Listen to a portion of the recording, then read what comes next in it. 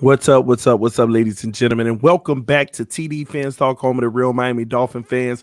We are live here on June the 9th, in early evening. I would call it early evening. We are live. We wanted to talk to y'all today because I'll be honest with y'all. When you really evaluate the Miami Dolphins schedule, it makes you say, hey, is it really fair that we have two division games to start the season? That's what today's conversation is going to be about this evening. And don't forget to check us out on Twitter at TD Fans Talk, Instagram is TD Fans Talk, Facebook, as well as subscribe to YouTube. If you are new to the channel, hit that subscribe button.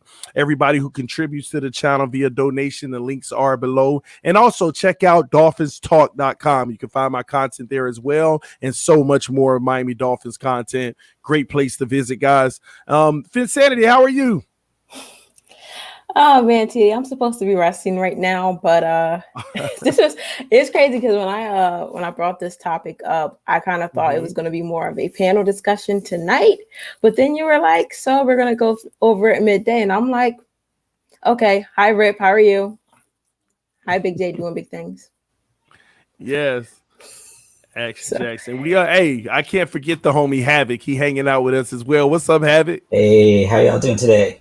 We're good, man. How's it up north? Oh man, it's a lot of the same. It's a lot of the same. It's real crazy out here, but we can. I think we could provide a little bit of light for everybody. Yeah. Telling people about the Miami Dolphins. So I was looking to contribute. Absolutely. You and Finsanity only a few hours away, right? Has to be. I'm in the city. You're in New York City. Queens. He's in Queens. Wow, man. Jamaica, Queens. Wow. Okay. Not quite Jamaica. Not that far away. But I'm on the 7 line. I'm on Coming the to America. Line. Coming to America. Yeah, 100%. Hey, one thing Queens has a lot of, it's common parts. That's what the taxi driver told them. The one thing Queens has a lot of is common parts. Wow, man. So I'm glad to hear from you guys, man. I'm excited to do this stream with you. We got the question presented, is it fair to start the season with two division opponents? I'm going to wait to give my response because I really want to hear what you guys' thoughts are. We'll start with Finsanity. Talk to us about what you think about it. Okay, so I feel like this is a loaded question. Oh, wow. Oh, my, by myself on the screen. Wow, was not ready for that. Okay, so boom. I think this is a loaded question, and it's something, I wanted to really look at myself because as we were all giving our record prediction, it just seemed like we wrote off the two divisional opponents as wins without really truly evaluated ourselves. Now, granted, from a fan standpoint, no one wants to lose, a divisional game. But let's be honest, those are some of the most competitive games. And we start off with the Patriots. I have a list. I wrote down some notes. And the last time the Patriots played, they lost, in the wild card round.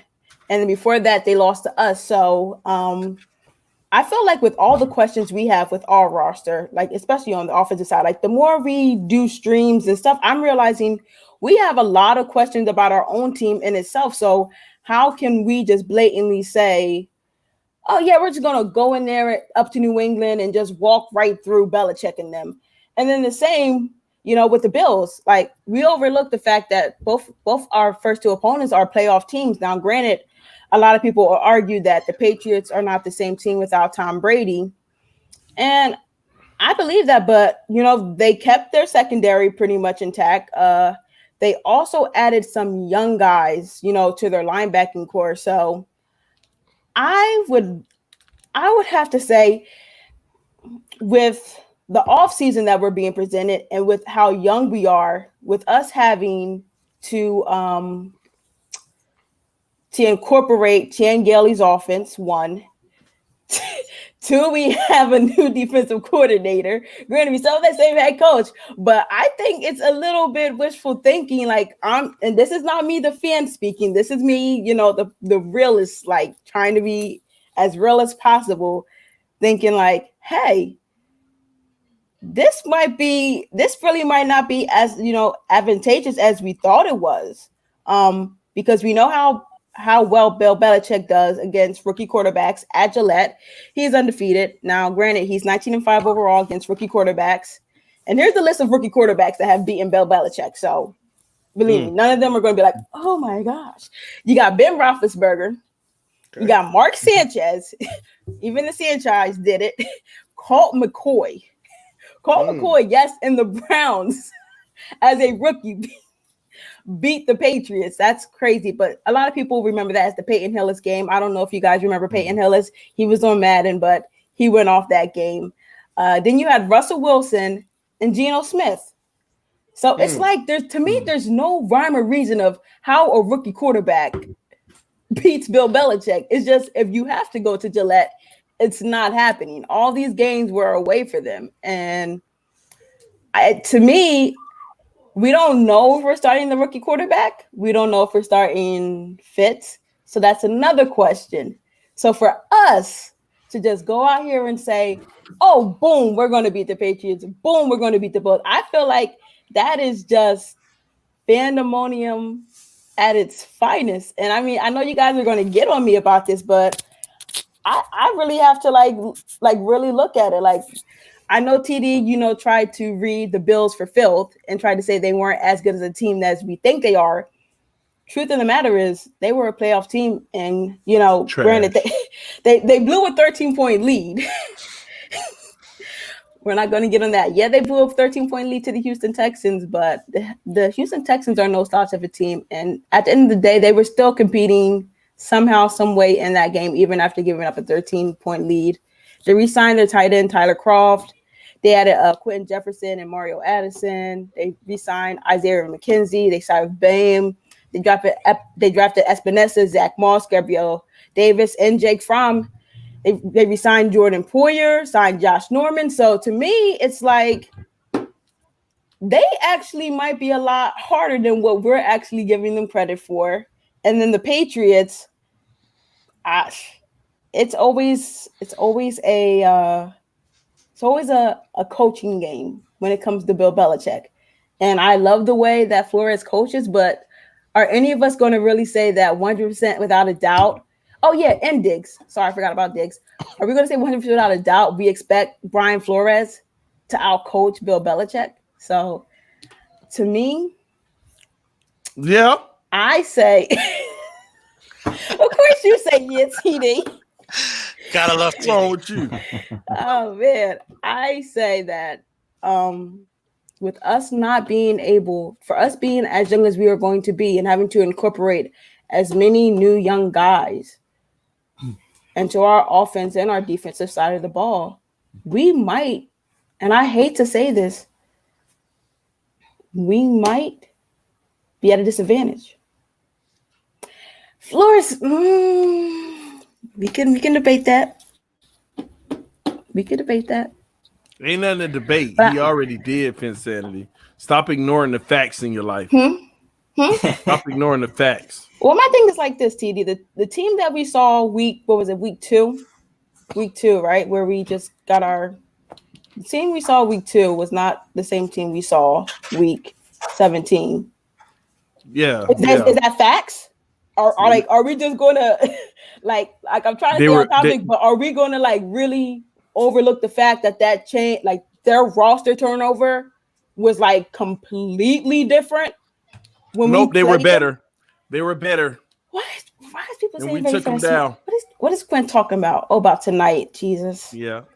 I haven't even started preparing for that one.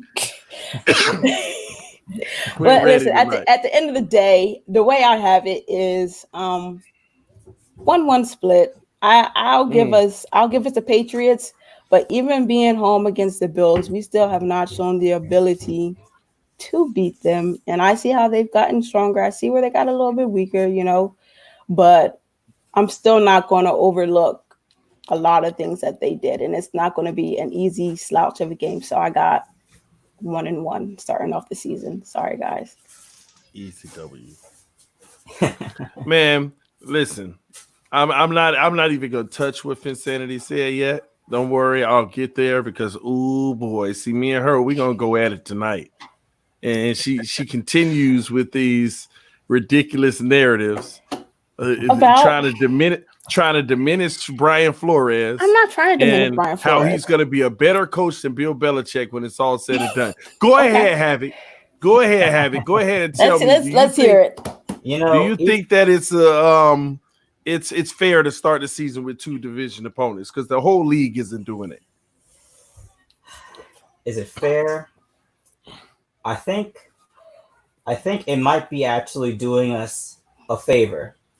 You know, early on, we have not just a number of new pieces on this team, but you know, we're looking to bring on between 10 and 14 rookies to make significant contributions to this team right away.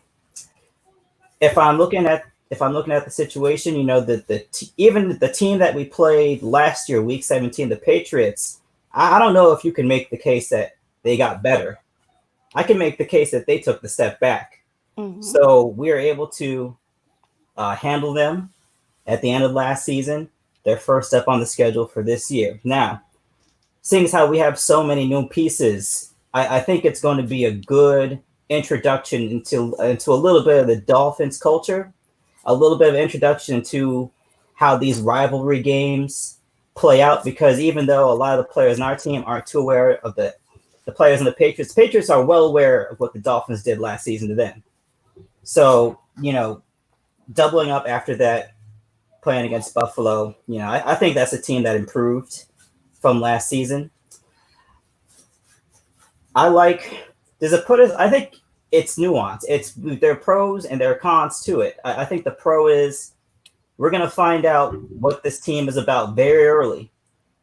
New England, a team taking a step back. Buffalo, a team looking to take a step forward.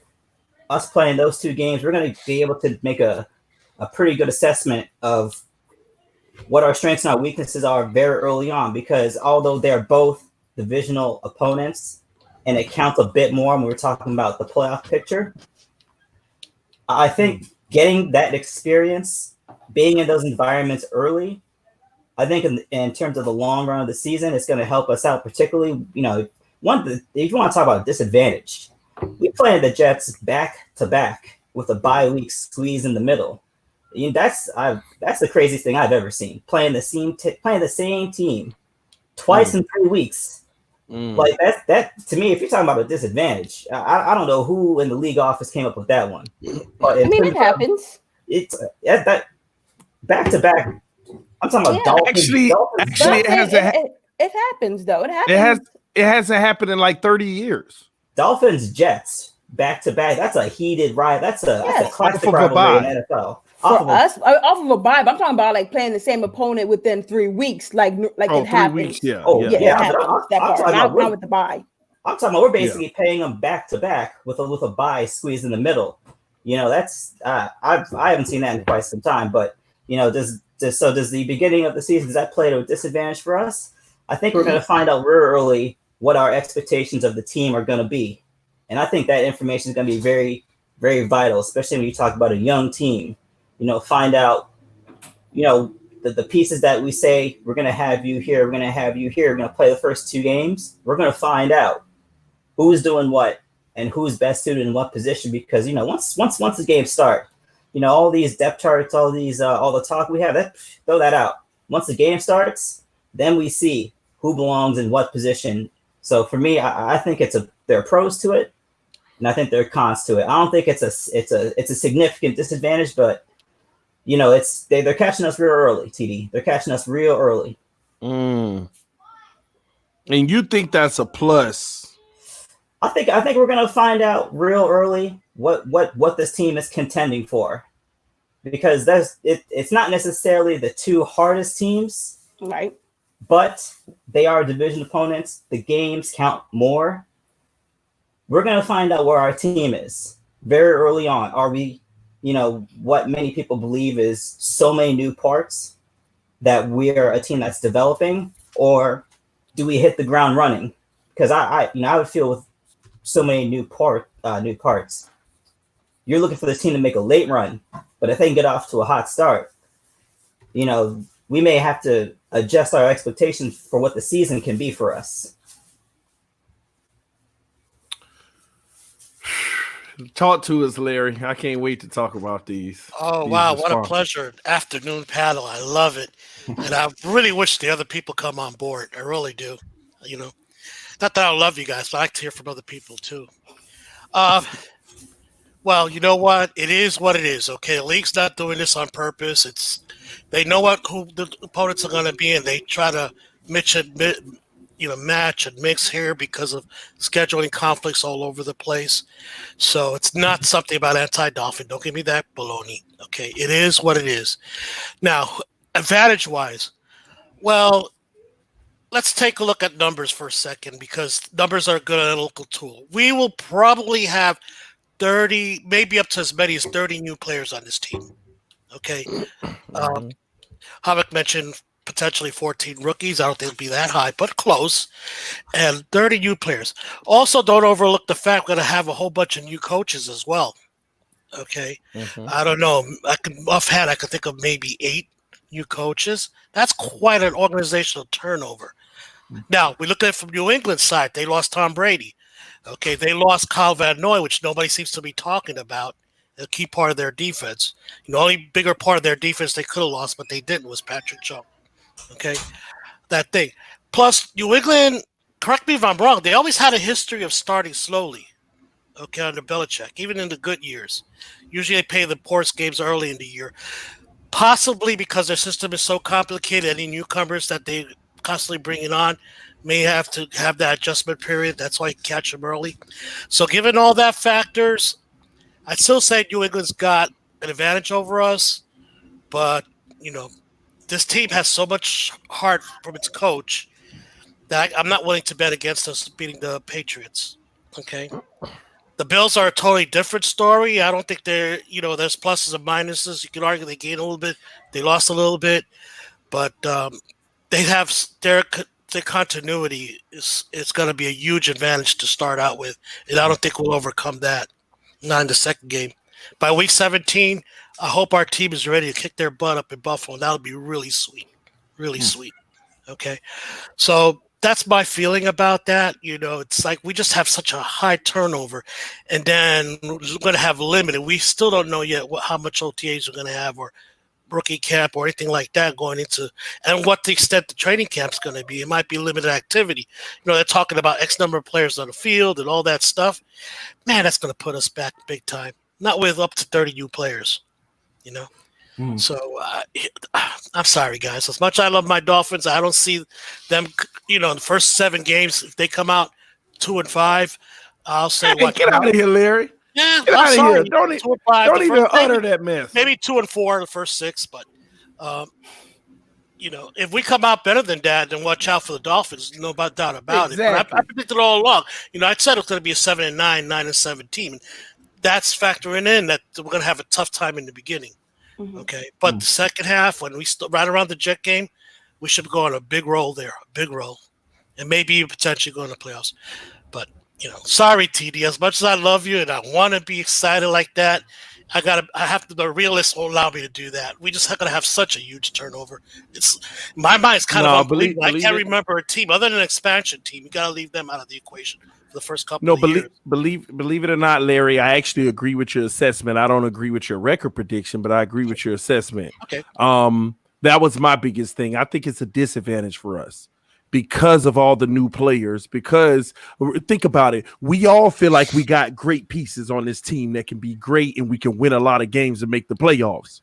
But we also, I think, have a consensus that it's going to also depend on how soon we start gelling. Does it start game 1? We just act like we've been playing together for years. Or does it start week 6? Does it start week 12? Does it start? You see what I'm saying? So to have 2 of the toughest games of the season, if you don't think the first 2 games are tougher than the Seattle game, if you don't think the first 2 games are tougher than the 49ers game, then you don't know division football. Yeah, the opponents may be tougher, but the game isn't tougher. Opponent divisional, because the Patriots should prove that to y'all. As good as their teams have been in the past, why is the Dolphins always sneaking up and getting one of those victories every year? They should be the proof to y'all. It is not easy, man. It is hard. It is hard to win. But I will say this. That's why it's also the ultimate test for us. Because if we start the season 2-0, the camaraderie is there. Because if we show a weakness in playing together early, I don't see how we win both of those games. So my prediction is always banking on us showing cohesiveness day one, but we're a long way away from that. And then you have the off season, which isn't traditional. These guys aren't even feeling each other yet. It's going to be tough. But I preface that to say this. We're not the only team going through that. Mm-hmm. Everybody has to deal with that. Mm-hmm. The Patriots have to get used to life without their star quarterback who ran the entire offense. They have to get used to life with that. They have to get used to that new quarterback getting cohesiveness himself with this offense. And the Bills, again, I'm not even going to elaborate on the Bills. Y'all can say what y'all want to say. I'm going to prove it this year that they're hot boo-boo garbage trash. I'm not even going to elaborate. We done been through this. I am totally going to disregard and disrespect the Bills and have zero respect for them as a team. Because number one, I'm a Dolphins fan and I don't like them. And number two, I feel like they're frauds. So, but TD, we still got to be real and talk about them because they are a good team. Get out of my face. Get out of my face. I don't want to talk about them. They're trash. They're a division opponent and they're trash regardless. So I don't care. I don't care. That's me going on my little temper tantrum as a 5-year-old. Get over it. Blah, blah, blah, blah. They're trash. Okay? I'm not even going to elaborate. But when you go back to the Patriots, let me tell y'all something. Mm-hmm. Here's what's going to decide the Patriots game. Who's going to have the better defense? Can y'all help me out with that? Man. I'll start. I think their loss of Kyle Van Noy is really big. Okay, that's going to hurt them big time. And to top it all off, he comes to our side in his defense. That's pretty similar to what he's ran in New England. So I don't think he's going to miss too much of a beat. Talent-wise, I got to say, talent-wise, our defense is better.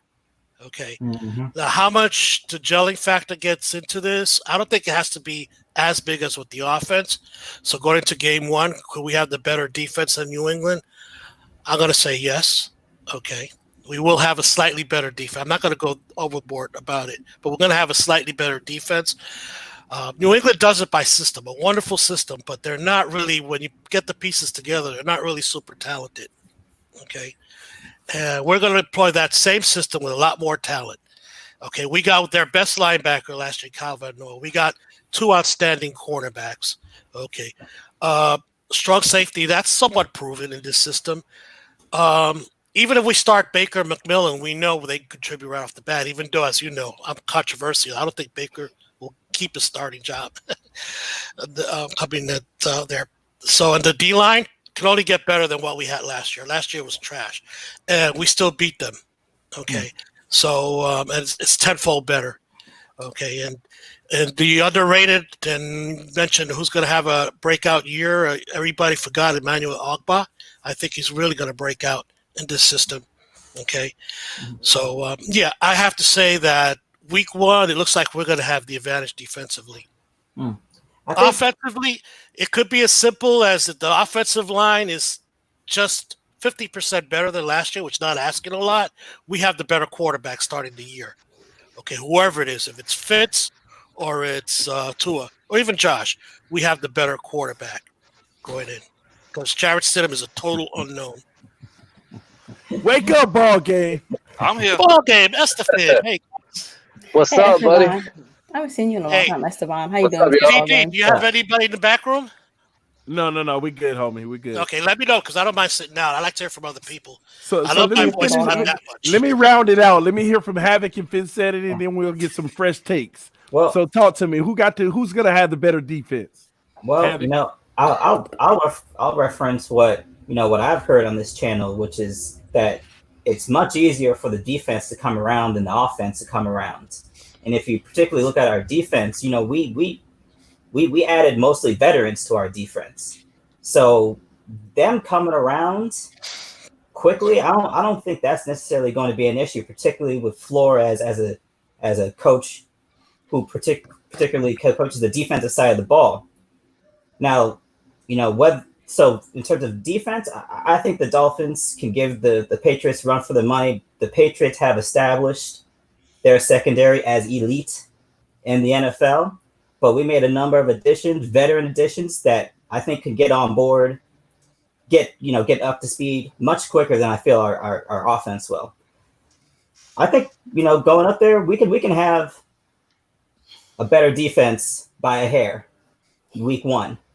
But, we all know New England secondary. It's, with Gilmore and Chung and the consistency, the kind of over time, they got the same guys back there. So you know what you're going to get. But with the additions we made, I think, just maybe it's a Dolphin fan in me, but I'm giving them the slight edge. Go ahead, Mr. Ballgame, because you look like Mr. Ballgame looks like he's ready to explode. So go ahead, Mr. Ballgame. No, go ahead, sis. I'll hold off. Sure. I'm just listening. I mean, we're all giving opinions. I'm gonna go with what these guys as coaches have to look at from that viewpoint. I'm not gonna go in it as a fan. I'm gonna go in as a coach. So go ahead. That's why you're the coach, man. You said who's going to have the better defense?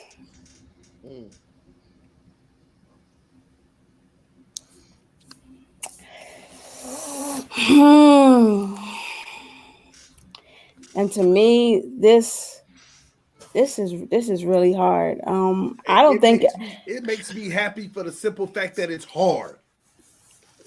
Because like I don't write Even off. if you don't say us, it makes me happy to even think but I about look it. at the additions of like Josh Uche and Anthony Jennings and Kyle Duggar, and I'm like, they have some young dogs that they're going to coach up. Now, granted, week one, I don't know how ready they're going to be, but one thing we know, the one thing we know about Belichick is that he's going to put them in the best possible situation to be successful. And I'm pretty sure Belichick, whether it be him or his son, are talking to these young guys every single day and going over their system so much that they're probably living it. They're probably walking outside and don't even know that they're walking out one of their defensive schemes. Just like that's just how they are. Like they're just so cerebral with their players. They still got McCourty back there. They still, have Chung. Like they already have what we're going to be trying to get, sort of say. And to say that off the bat, we're just going to have it. I get it. It's a lot easier. And we have veteran guys and stuff like that. But if I had to tip, I don't want to say this. If I had to tip my hat off to one side of like who has the better one, I hate to say this. I love my team, but a part of me can't just say blindly, "Oh yeah, we're going to have the better defense that day." Well, let me help you a little. And then you're smart. Yeah, let me help you out a little bit, Finsanity.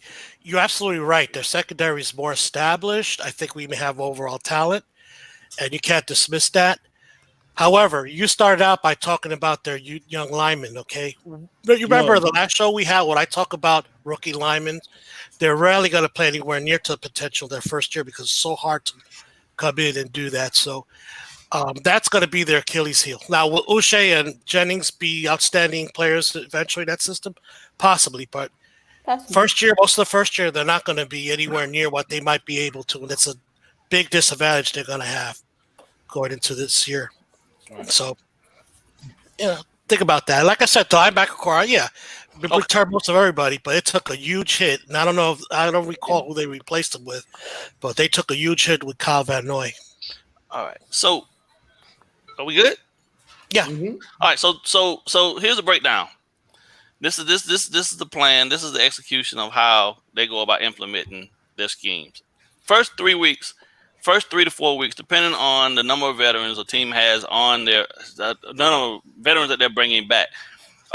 New installs happen in practice strictly for the new guys to get acclimated with what their responsibilities are in the base packages. So right out the gate, right, we have Shaq Lawson, who came from a different system from Buffalo. We got Kyle Vanoy, who is familiar with what we're running here, but Flores has made his own tweaks to it, so he has to learn the new tweaks to the system.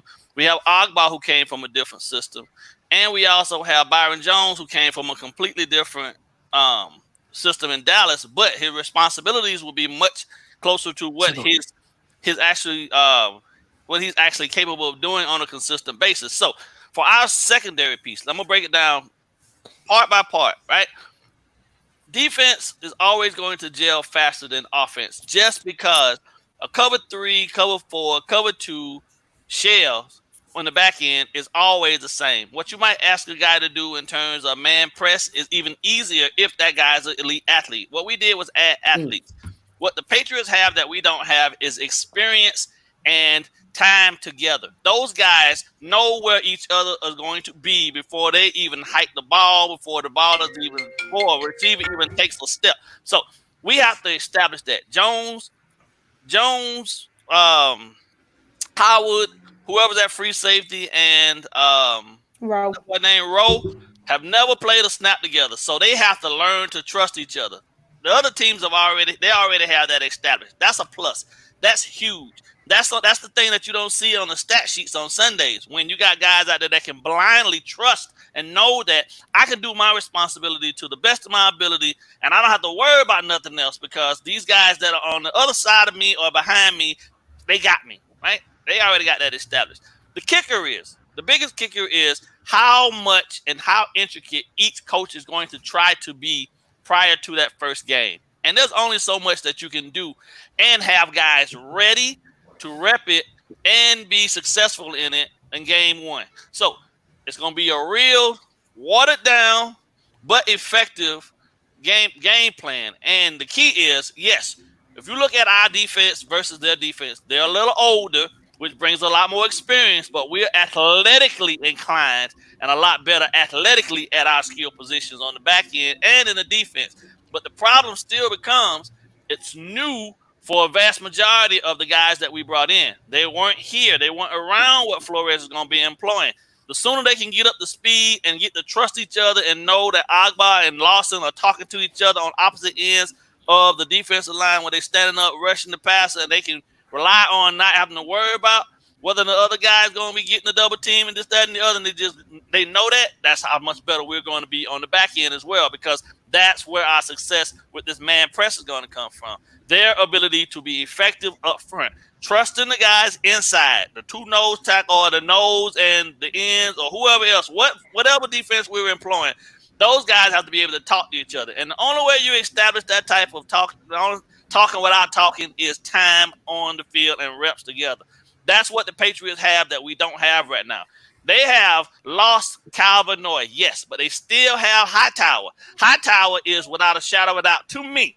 Now, Kyle Vanoy, love him to death, but Hightower is the general of that defense. I don't care what anybody says. That guy has consistently, every year for them, been a playmaker, and he is as impactful as any player to any team in any NFL. So as long as they got Hightower, they're going to be fine. They could afford to let Vanoy go because Hightower can do the same stuff Vanoy did, and he can go down and play.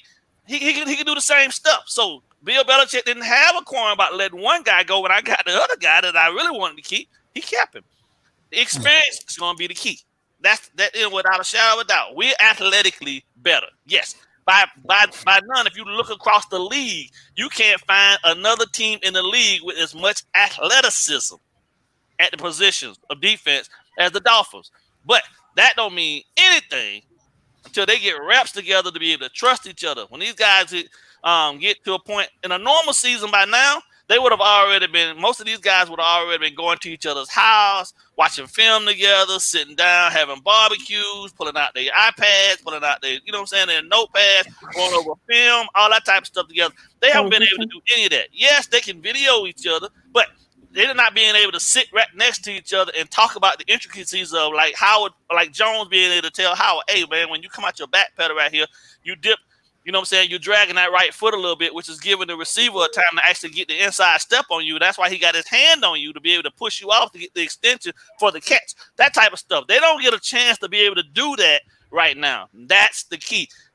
Patriots, those guys don't have to do that anymore because they've already done it consistently so much together. You feel what I'm saying? That unit has all that continuity, man, and that's the one thing right now that, yes, defensively, I say without a shadow of a doubt that we could win that game, but that game is going to be based on whose athletes show up, not anything anymore.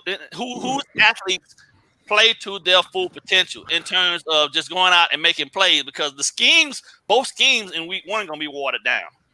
We're going to see from the Patriots pretty much. We don't even see the type of defense they played against us in the last game of the season last year because it's too intricate. They got new guys, Duggar, they got Jennings, they got all these O'Shea, they got all these guys that they got rookies that they're actually going to be employing, probably putting on the field because those guys are athletic enough to be out there. And Belichick can't afford to have these guys out there second-guessing themselves. So he has to do exactly the same thing we've got to do. But the difference is we brought in guys that were veterans. So we're relying on their veteran experience to come through on the back end for us. But it's still new to them. So there's going to be second-guessing. But ours is not as important in terms of, well, theirs is not as huge as ours is. But we have athletes. We have more athletes. We have faster guys. We have younger guys. We have guys that really and truthfully, without a shadow of a doubt, should be able to lock up just about any receiving core and stop the run against any team in the league. But continuity is what's key right now, and we're all losing that. So, yes, everybody takes a step back. But people can say what they want to say. Belichick Belichick's still Belichick. I was sure. Yeah, they're right the first time. They can say that till they blew in the face. I don't, you know what I'm saying? I can't, as a coach, as a defensive coordinator, I can't hate Belichick because the guy, without a shadow of a doubt, is a genius on the defensive side of the ball. You love the fact that the guy would do just about anything he can do to give his team an advantage.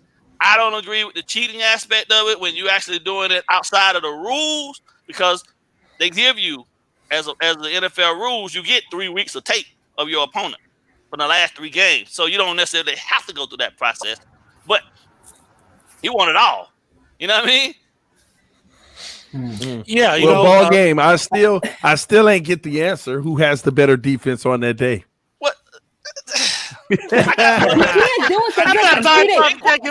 go with the experience factor, bro. Like real talk. But I just want to hear you say it. As a coach, I gotta go with the experience factor. Yes, New England will be the better defense on that day. We're going up against Nikhil Harry.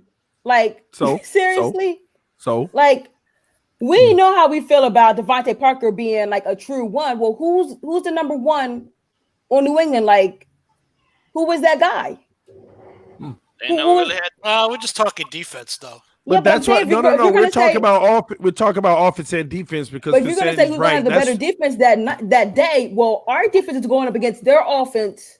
And our offense is going to be their defense. Yeah, it's different. It's not like you're saying who's going to have the best defense that day, but they're both going up against the same offenses. Well, so there's some variables to that. Like there's some variables that are going to play into that. But the kicker is we have to still prove, even with these additions that we brought in, we still have to prove that we're able to stop the run.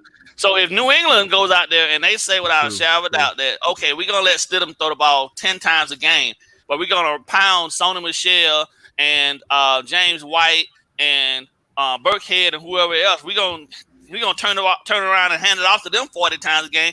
We got to be ready to stop that. So, without a shadow of a doubt, New England has proven, right? They have proven time and time again, though, that when it comes down to it, they can be a real good run-stopping defense. And we ain't never had no run. We don't have a run threat right now because we don't know what our offensive line is going to look like.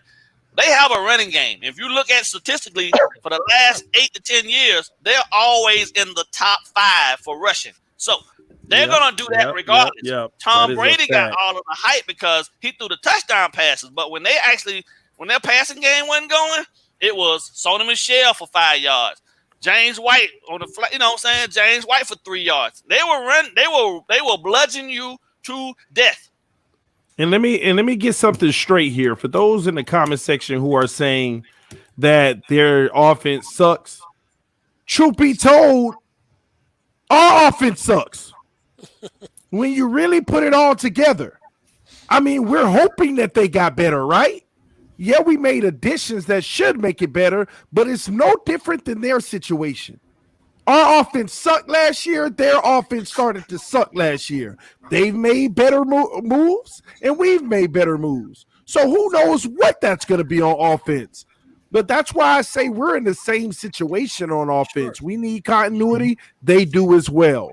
That's why I said that it would come down. Ball game was right and all of that, because if y'all notice, I never told y'all whose defense was going to be better in this game. I just said that it would come down to whose defense is going to be better, and then I asked y'all whose defense do you think is going to be better, and that's what it comes down to. I don't know, because ball game's right. Our whole season is going to fringe on how soon we can have continuity. Continuity is the X factor in our season. It's not the personnel. It's not the strengths nor weaknesses. We feel like we did a good job this offseason.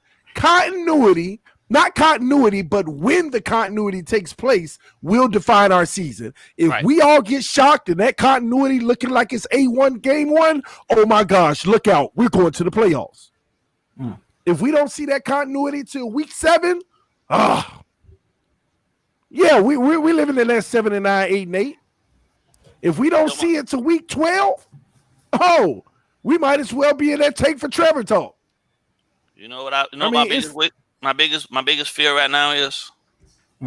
Talk to us, ball game.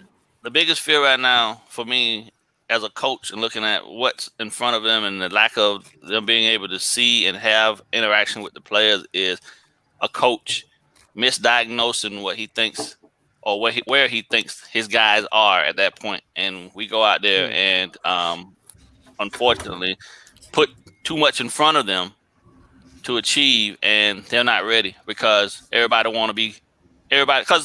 this schedule, once they actually get an opportunity to actually get in the building with each other, it's going to be accelerated. It's going to be a lot faster, and they're going to be trying to pump a lot more stuff into these guys than normally they would have to, because they would have already had opportunities to do so. You get to start your installs and stuff like that in shells, you know what I mean, in shorts and t-shirts in the spring. But since they haven't had that opportunity, now they gotta force feed or basically fire hose all this information to them, and that can be the worst mistake. I think the team that actually takes the approach and says, you know what, let's test and see what they know as opposed to what they don't know, is going to be the team that's going to be the most successful, because if you walk yourself through it and you prepare game for game with building upon, say you go into it with, we're going to run specifics, right? You run specifics for the first game to see how your guys perform in it. Win or lose, it's not about the first game. Football is always not about how you start, but how you finish. So if they take that approach and they realistically look at it and say, okay, we lost 6 weeks to 7 weeks because of this COVID thing, how do we get that back? Well, you get it back by you just add a little bit more of your installs through the rest of the time that you have, but don't fire hose that 6 or 7 weeks up front, because the team that rushes through that process is going to make huge mistakes. Guys aren't going to be able to digest all this stuff, and then you're going to have guys out there making mistakes, and then that's going to be us on Sundays looking at it like, what is he doing? What happened? You know what I'm saying? And then the coach got to come back and say, well, we had a plan, but they didn't execute it because, they didn't execute it because you really didn't give them the opportunity to learn everything they needed to be successful first. Build the foundation, right?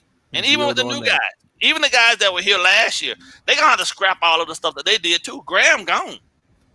So that voice ain't in their head no more. Now they got to hear a new voice, and they got to get familiar with the new coach that's giving them the directions. So it all starts over again. We are starting at ground zero with a bunch of premier athletes. That's it. But athleticism is only going to take you so far. Everything else, coaching is 60% of the process. I'm telling you. Yeah. 60%. Thank you. Good point on that, because it really is. Everybody overlooks that. And on that coaching no ball game, like when I look at the comment on the screen, Stidham versus Howard and Jones, I'm gonna bet on our guys. Y'all are missing the point that ball game is trying to tell y'all right now. You don't think Belichick knows that? That's why he said that Belichick, if he recognizes that, which he should, you can bet on Jones and Howard all you want, but it doesn't matter if they're pounding the ball down our throat via the run game. It doesn't matter if we got an advantage in that area if they're pounding the rock down our throat via the run game. I haven't seen the Miami Dolphins successfully stop the run in over 15 years, I feel like. And I don't think I'm exaggerating. I wanted to say 20, but I wanted to leave some leeway just in case I was wrong. Yeah, in case since Bowens and Gardner. Yeah, that's what it's been a long time, bro. Yeah, Tim Bowens. So when you playing Bill Belichick, you can't count on your strengths. You can't count on your strengths to win you the game, because he's not going to put you in a position to utilize your strengths. He's going to say what we don't know about this team, and what they have never been shown able to do is stop the run. Let's find out who they really are. And if we stop it, Bill Belichick will know we got to respect them for years to come now, because now I have to pull those Belichickian tricks out the hat and figure out how to mastermind this W. I'm telling you, if Stidham throws the ball 15 times in that game, I will be over the top floored, because I wouldn't. Just having Jones out there and Howard on opposite, I wouldn't. That wouldn't be my plan. My plan would be to spread you out and bust and inside zone you to death. And I'm going to show it to you in different formations, but at the same time, I'm going to attack the middle of your defense. I'm going to spread you out and exploit. A-B gap, until you prove to me that you can get it. And then when you show up inside, I'm going to take the edges with my stretch runs. But no team in the NFL, if you look at the statistics, no team ran better off tackle than the New England Patriots. And they have done that consistently for the last 8 years. Yeah, you get an argument from me. I think they don't get enough credit. Brady got too much credit. Yeah, he did, man. And listen, the worst part about all of that, then you start giving Stidham confidence when he play action and it got all day. Now you start giving him confidence and feeling himself in this league, and all of a sudden we got a threat in Stidham. Oh, what do they say about Bill Belichick? The Patriots never move back up into the first round. They always get rid of their first round picks. What was the last first round pick they made? That they went back into the who was the guy that they went to go get back in the first round? I forgot. Sony Michel. A running back. They went back into the first round to go get a running back. So that should tell you right there. Defensive coaches, listen to me. Defensive coaches believe in my defense can stop you from doing what you need to do. I don't have to have much in the passing game. Tom Brady was without a shadow of a doubt for Belichick a bonus like no other. But Bill Belichick has always consistently, from even when he was back at Cleveland, been a guy that will bludgeon you to death in the run game. He don't care. 3-4 yards, that's all I want. 3-4 yards. I got a first down. I'm good. I got to give a take for that, man. You can do 3 or 4 yards, man. I respect everything you got to say, ball game, but I just think that this year is a year where it's just too much. I think we have too much talent and good coaching. I do believe what you said earlier, that coaching, you still have to be coach. You can't just run talent out there. That's exactly what happened to Cincinnati Bengals when they had that get your popcorn team with Ocho Cinco and Chad. I wanted to see that team shine too, but they didn't. So I agree with you there. But I just feel that this year they are the team that can keep it close with us. Other than that, I still expect to win every game in our division. And as far as the Bills and the Jets, I expect blowouts. I'm sorry, man, but I'm sorry, man. This year, what's the way that this year we gotta let them hang, man? We gotta let them hang. I got one question for you, bro. What's up? And this is being a football guy, not a Dolphin fan, right? All right. From the day he was drafted, has Josh Allen not gotten better every season? I don't fear him this year, man. No. I asked you. I'm not asking. That's not the question I asked. Yeah. That's not the question I asked. So Josh Allen, hold up. So because as a coach, right? As a coach, this is what I have to do, right? So I take myself out of being a fan when I'm dealing with the Dolphins. When I look at our opponents, I go and I look at who we are playing, and I look at the 2 years prior to, and their progression all the way through. So this dude has progressively gotten better every season, and last year didn't even have a number one wide receiver. So the organization went out and got him a true number one wide receiver now at this point, and they didn't lose anything that would hurt Josh. Lost ball game? Yeah. You see what I'm saying? So to me, I feel like not that the Bills are that much superior than us, but we're the ones. You got to remember, we're the ones playing catch up, bro. Okay, let me present you with let me present a question with the question. You being the coach, let's say your floor is you have these guys, right? You have these guys. Yeah.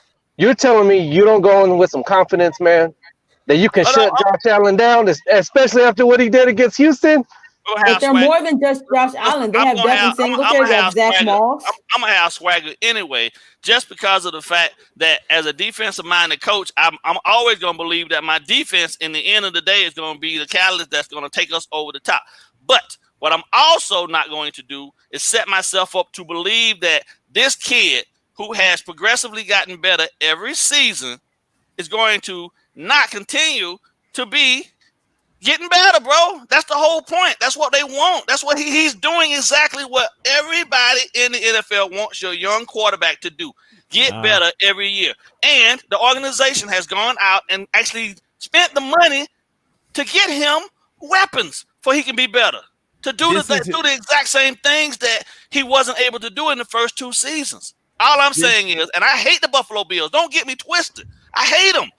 But you have to appreciate what they're doing, because it's the exact same thing we're going to have to do. Yeah. By the way, let's get back to they built the defense first. Yeah, hold on. Hold on. Ball game. Listen, Josh Allen has had a cakewalk himself the last 2 years. Especially last year. Weak schedule. They don't make the schedule. No, I understand that, but ball game, if he proves it this year, that's when I'll start respecting him. This year 3. What I always say about year 3. He got to prove it this year. This is the one. This is the deciding factor right here. I want him to fall on his face. I want him to fall flat on his face. I do. I want him to fail miserably. Yeah, me too. But the trends. But we're gonna find out. The trends suggest that that's not the case. When they went out, and put money. They put proven athletes around him now at this point. They did exactly what we're doing now, bro. So anyone that's willing to say that the Buffalo Bills, because let's be honest, they ran the 90s. Ball game. Name one tough game they won last year. I can't, because you said it. There was a cupcake schedule, but so they had the same schedule we had. I'm just saying, we always talk about that quarterback got to elevate in those tough wins. This man had one of the cakest schedules. So let me ask you a question. Did they not make the playoffs? Playing us twice. That's why. Hold on. Here's the argument, though, right? Because people, for the longest time, a lot of people actually even laugh at the fact that the AFC South is actually even the division, right?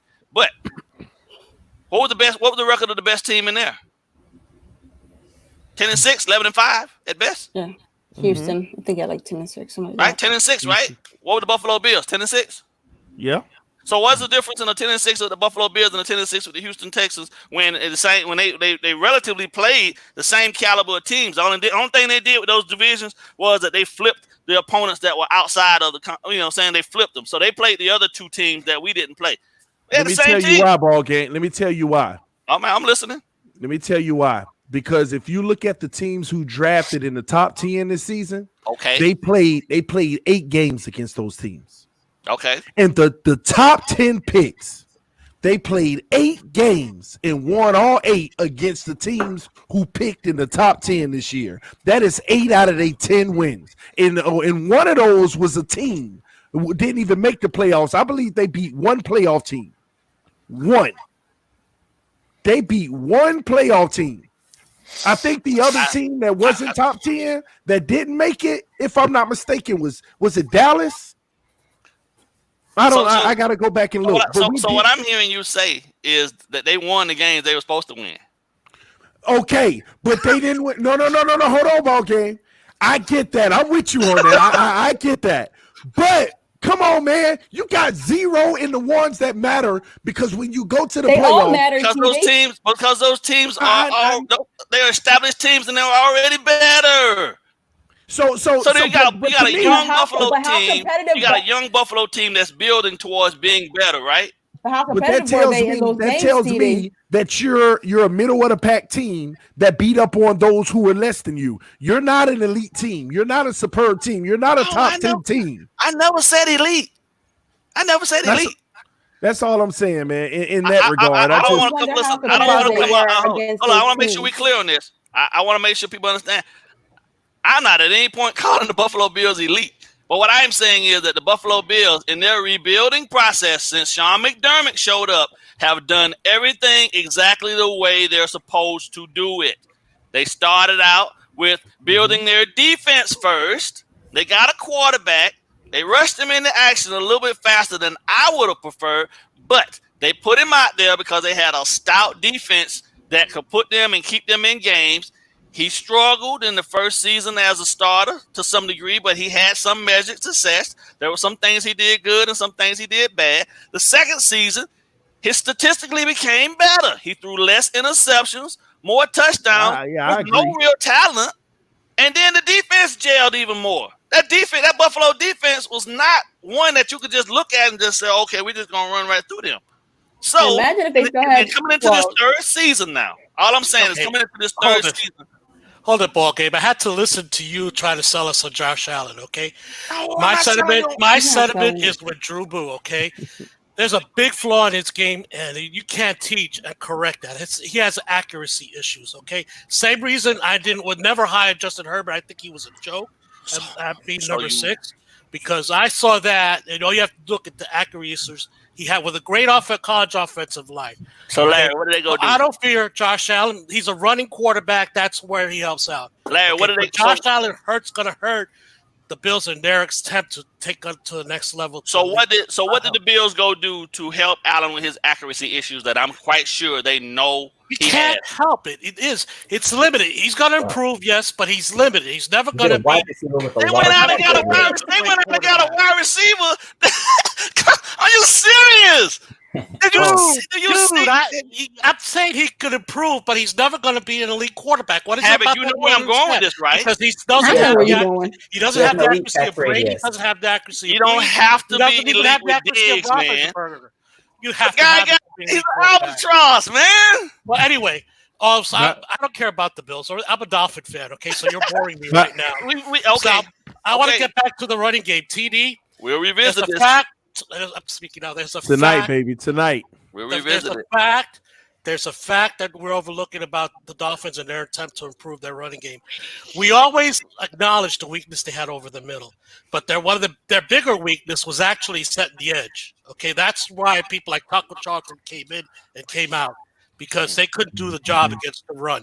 Now, underrated in that area is Shaq Lawson. Okay, he may not be a Javon Clowney doing that, but he's excellent at setting the edge and against the run defense, and that's a big leap from what we had last year. So we're making the biggest mistake, man. We're making the biggest mistake.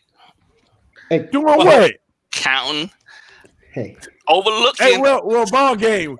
We're not making that mistake. It's just a matter if Flores is or not, which I know he gonna make the right decision. And you know how I feel, ball game. I feel you. I'm with you on this, but at the same token, I don't care about no Buffalo.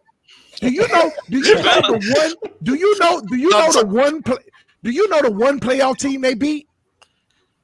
They beat the Tennessee Titans in week 5 with Mariota. Okay. Which got them benched 14-7. That's the only playoff team they win when Tennessee was literally 1-4. Okay. That's true, but if I can say something along this line, first Not of all, unless Buffalo suck, Donald, not really. What's going on? Hey, Don.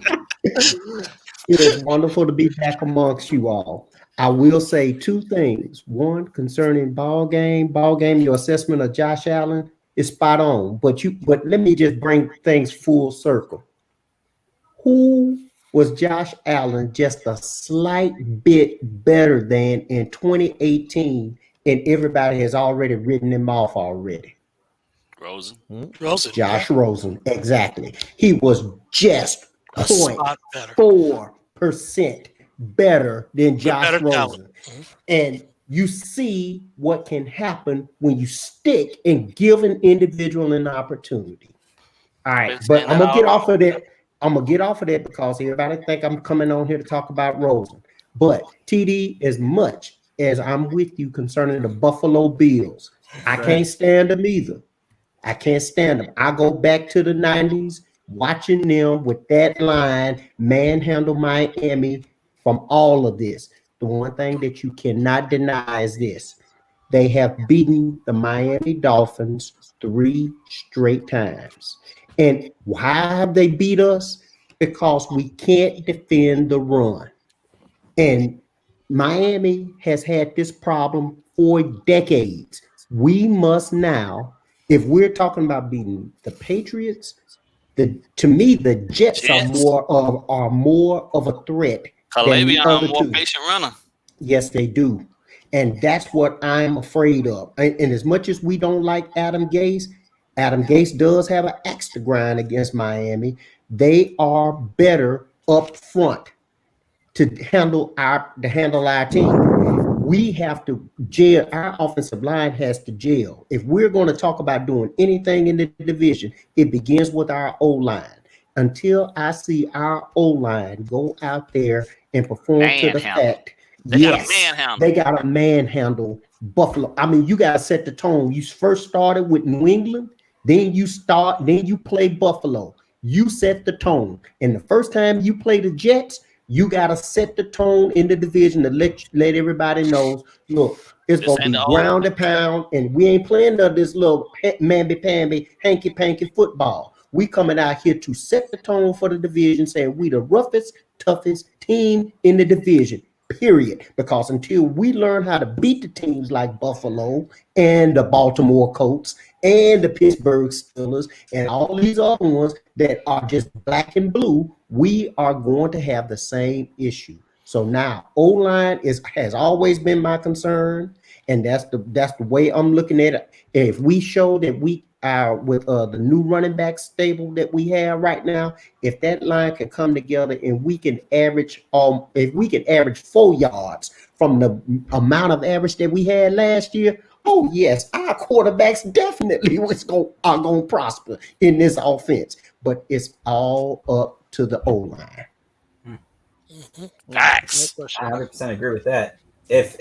And that's, I think talking about what the team is going to look like in the beginning of the season, we have so many new parts, not just new parts, but rookies coming in that we're looking to make major contributions early. And it's, there's the clock that we want them to be on, but then there's also reality.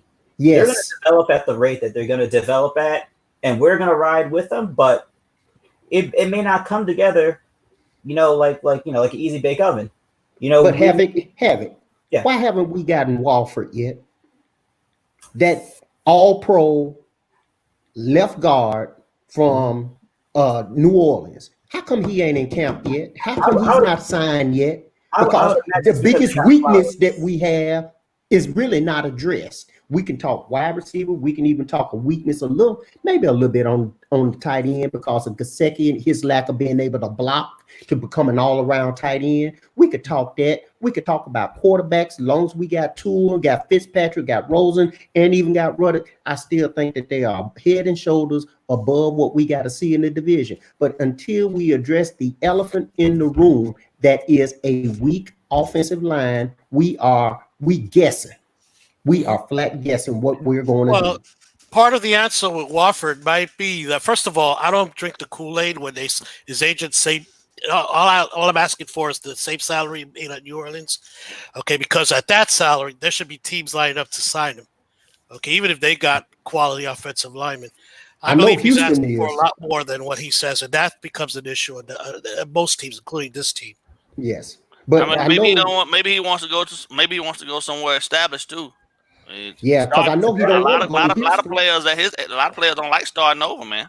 Well, I get it, Ballgate, but even established teams can find $7-8 million for Wofford. Okay. Yeah. And that's why I'm saying I'm just seeing the reality of it, because I agree with you. If that was his asking price for an all-pro, Pro Bowl or multiple Pro Bowler recent as last couple of years, he shouldn't have a trouble signing the next day. But apparently teams are not lining up to sign him because they probably call his agent. His agent wants a lot more than what they publicly put out there. And that becomes an issue. That's bad business then. So you wouldn't want to do that dude no way then. Yeah, that's fair. Yeah. Plus, especially if you can't link up with an established team, I would imagine the second best option would be a team on the rise. Yes. Now, we made a financial commitment to Flowers. How that turns out, we don't know. But in regards to Hunt, the word from people I've been listening to, they're saying they're trying to kick him in to right guard. Mm-hmm. So, if we're trying to get Hunt experience at the right guard, we've already made the financial commitment for Flowers. Yeah, basically, that's what I'm saying. Anything over $8 million, you have to be smart with your salary cap. Now, the Dolphins have the money. That's not a question. But the point is they invested already in players. And, it's an upgrade, but you're going to be using valuable cap space that you may need somewhere else. So if Hunt's kicking inside, does that mean my guy Davis staying at right tackle? That's what it probably means. Or Julian Davenport. Over. Oh no, not Davenport. I know, guys. I know. No, leave Davis. By the way, I disagree 100%, Havik, with the people. No, they're going to try Hunt first at right tackle. They want him to be a right tackle. I think he's our best option at right tackle. Right now he is. Let's see if he can do it because he's a rookie unproven. I don't know if Jesse Davis for power scheme, people say, well, he's not quick enough. But we're running a power scheme gap. That's not necessarily a huge requirement. And he's quick enough as a guard. Yeah, that means he may not be as quick as for the requirement as a tackle. But we're running a power scheme, okay? We're going to be running that football, shoving up people's where. Okay, we're not going to try to be fancy, with pulling tackles and all that stuff. No, we're going to run it up there, And with that, you want Baby Davis on the inside. It fits more a Solomon Kinley type of player. Definitely fits an Eric Flowers. Okay. Well, see, I agree with you, Larry. And to me, this is where I believe the advantage of getting Wofford into camp or getting them under the Dolphins is paramount. Players teach other players. I cannot stress enough watching Fitzpatrick trying to help Rosen and Ruddock throughout the season. When you had an in-depth coach like O'Shea, or offensive coordinator like O'Shea, who could not help those individuals begin to learn the nuances of his own system.